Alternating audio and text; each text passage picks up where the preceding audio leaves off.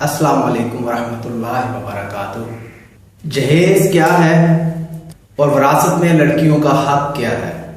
हम जिस माशरे में जी रहे हैं, मैं सबकी बात नहीं करूंगा, लेकिन अक्सरियत लड़कियों को उनका जायज हक नहीं देते। विरासत की जब बात आती है तो कहते हैं हमने लड़की को पाला पोसा, जवान किया और जहेज दिया और ब्याह दिया, अब हमारा हक पूरा हो गया। अब लड़की का इस विरासत में, इस घर में, जायदाद में, जमीनों में, कारोबार, फैक्ट्रीज में कहीं कोई हक नहीं। ये कहीं लिखा हुआ है तो मुझे बता दो, ये कहीं भी नहीं लिखा। ये सिर्फ जुल्म है, इसको सिर्फ जुल्म कहा जा सकता है। कोई भी जी शऊर आदमी क्या ये बात कह सकता है कि अगर उसने अपनी लड़कियों को पाला, अपनी बेटियों को पाला, जवान किया, पढ़ाया, शादी कर दी, तो क्या इन सब पे तो उसकी इन्वेस्टमेंट है?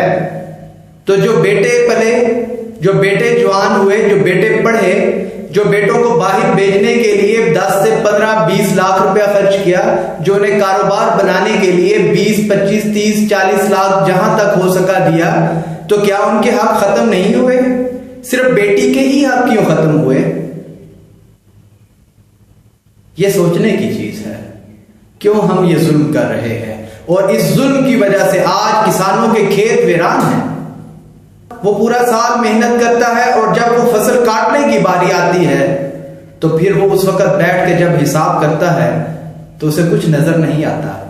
तो फिर वो कभी मलबा गवर्नमेंट पे गिराता है, कभी बादशाहों का शिकवा करता है, लेकिन ये नहीं सोचता कि मैंने किसी का हक दबाया हुआ है, चाहे वो मेरी बेटी है, चाहे वो मेरी बहन है। बहन और बेटी का हक खा के हम लोग कैसे इस दुनिया में जी रहे हैं? किस मुंह से? ये बात तो हम लोगों ने बहुत सुनी, जब भी गिर देखें तो ये बात अक्सर सुनने को मिलती है।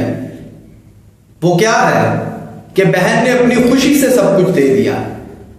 तो कभी आपने ये भी सुना कि भाई ने अपनी खुशी से सब कुछ दे दिया? क्या खुशी सिर्फ बहन को चढ़ती है? भाई को यह खुशी क्यों नहीं चढ़ती? असल में बहन मजबूर है। उसे खुशी चढ़े या ना चढ़े, उसे पता है कि मुझे तो कुछ मिलना है ही नहीं, क्योंकि इन सब लोगों की आंखों पे पट्टियां बंधी हुई हैं। इन्हें वो चौथे पारे में अल्लाह ताला के अहकामात और वो पूरा रकून यूसीकुमुल्लाहु फी औलादिकुम ये नजर नहीं आता। शायद कुरान में इन्होंने ये रकू पढ़ना ही छोड़ दिया। अल्लाह ने तो हक दिया है, अल्लाह ने तो हक दिया है।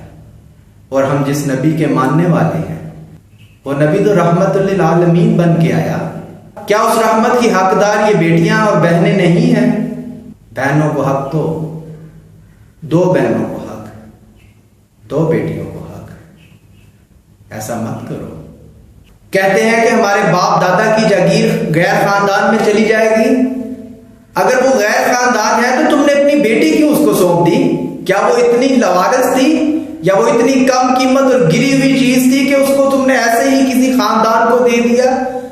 अगर तुम उस खानदान को भी अपना खानदान नहीं समझना चाहते जिससे तुम्हारी बहन मंसूब है और या बेटी मंसूब, ऐसा तो नहीं होना चाहिए, ऐसा नहीं होना चाहिए। सबकी बात नहीं करता। और बात सिर्फ गांव या शहर की भी नहीं है। शहर के कुछ लिबरल्स लोग ये सारा मलबा गांव वालों पे गिरा देते हैं। जब डिस्कशन होती है तो कभी भी वो शहर का नाम नहीं लेते। वो ये नहीं कहते कि शहर में लोग हिस्सा देते हैं या नहीं देते, हालांकि शहरों में भी हिस्सा दबाए बैठे हैं। बात जागीरदार की या सरमायादार की नहीं है। कोई बाप एक मकान का मालिक भी है तो वो भी बेटी को हक देने के लिए तैयार नहीं है। सबकी बात नहीं है, मैं बार बार ये बात दोहरा रहा हूं, लेकिन बात अक्सरियत की है। जरा देखिएगा अपने इर्द गिर्द कौन कौन अपनी बहन और बेटी का हिस्सा दबा के बैठा हुआ है, कौन कौन उसका हिस्सा एंजॉय कर रहा है। क्या इस एंजॉय का जवाब तुम्हें नहीं देना पड़ेगा? देना पड़ेगा। इस दुनिया में भी देना पड़ेगा और उस जहान में भी देना पड़ेगा। वो बेटी अपने अल्लाह से पूछेगी कि अगर मैं इतनी कम चीज थी तो अल्लाह मुझे पैदा ही क्यों किया? लेकिन अल्लाह फरमाएगा मैंने तो इन लोगों को वाज़ेह अहकामात दिए थे। कुरान में तो पूरी डिवीजन्स मौजूद हैं कि किसको कितना हिस्सा जाना है, बेटी को कितना जाना है, बीवी को कितना जाना है, बहन को कितना जाना है। बहनें इसलिए हिस्सा नहीं लेती कि भाई के घर से रिश्ता जुड़ा रहे, और इधर बहन की आंखें बंद होती हैं तो ननिहाल उसके बच्चों की कफालत करने के लिए तैयार नहीं होता, या अगर कफालत करता है तो ईद शबरात पर 1-2 सूट लेके दे देता है। और इस बात को भी वो बड़े ज़ौम के साथ करता है कि मैं अपनी बहन के बच्चों को ईदी दे के आया। कितने के सूट थे और कितने की प्रॉपर्टी खा रहे हो तुम? ये चीजें सोचने वाली हैं। जो लोग भी इस जुल्म में शरीक हैं वो जरा सोचिएगा, अगर तो गलत हुए तो मुहासबा कीजिएगा, और अगर आप लोग सही हुए तो फिर अल्लाह का शुक्र अदा कीजिएगा कि अल्लाह ने आपको इस जुल्म से बचा लिया। अल्लाह ताला हमें सदके प्यारे मोहम्मद सल्लल्लाहु अलैहि वसल्लम के राह हदायत नसीब फरमाए। आमीन सुम्मा आमीन।